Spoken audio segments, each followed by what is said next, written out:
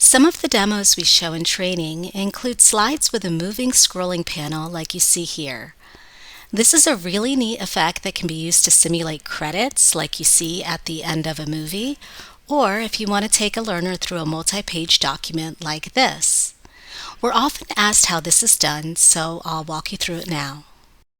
So we're going to begin with a slide where I already have some content, including a text box, and then I've already inserted a scrolling panel that is just here off to the side until I need to use it later. We're going to begin by adding a line motion path.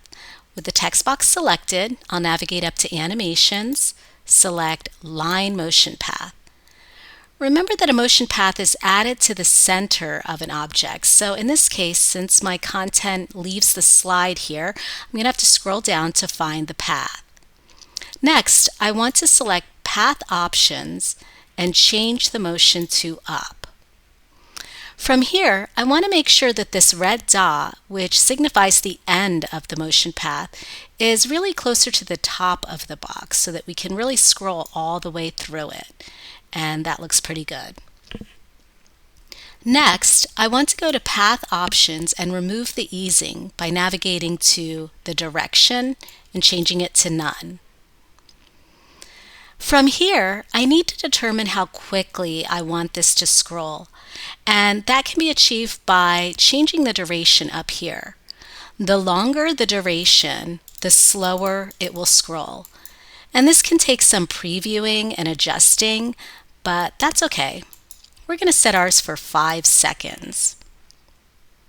Next, I want to put this content into the scrolling panel. So I'm going to grab the edges of the text box and then just drag it into the scrolling panel. It looks like it disappears, and that's okay.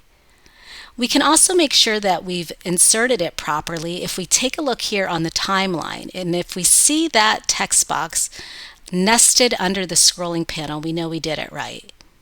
So now I just want to grab the scrolling panel and place it on the slide where I'd like to see it. If I need to make any adjustments to the size, I can do that right now. And then it's just a matter of previewing it and making any additional changes. So in general, I'm pretty happy with how this turned out. I think it looks pretty good, but there are a couple of things that I'd want to adjust. One being that with the scrolling panel here, we actually can interact with the scrolling bar, which allows us to in some way interfere with or override the automatic part of it. And another thing is, I noticed that as soon as I started the slide, that's when the scrolling began. And there may be some instances where you want the scrolling to occur on a delay, or perhaps you want to sync it with some narration. So let's go back in a slide view and see how we can make some adjustments to accommodate those two issues. The first thing I'm going to do is get rid of that scrolling bar. And really it's quite simple. All we need to do is grab the edge of the scrolling panel itself and drag it so that that bar is somewhere off the slide. So in this case, if I just resize it and I see that that bar is here in the gray area right now, it will not be visible when we preview the slide or publish it. As for when the scrolling transpires, we can work with our cue points to have that occur on a delay. And you'll notice that I've already added a cue point here to the timeline. It's about half a second into the timeline. There is an automatic trigger that is created when we added that motion path. And it is configured to have the motion occur when the timeline starts on the slide. I'm just going to update that trigger to say when the timeline reaches cue point 1. And now we have an automatic scrolling panel that looks and behaves exactly the way we want it to. We hope you found this helpful.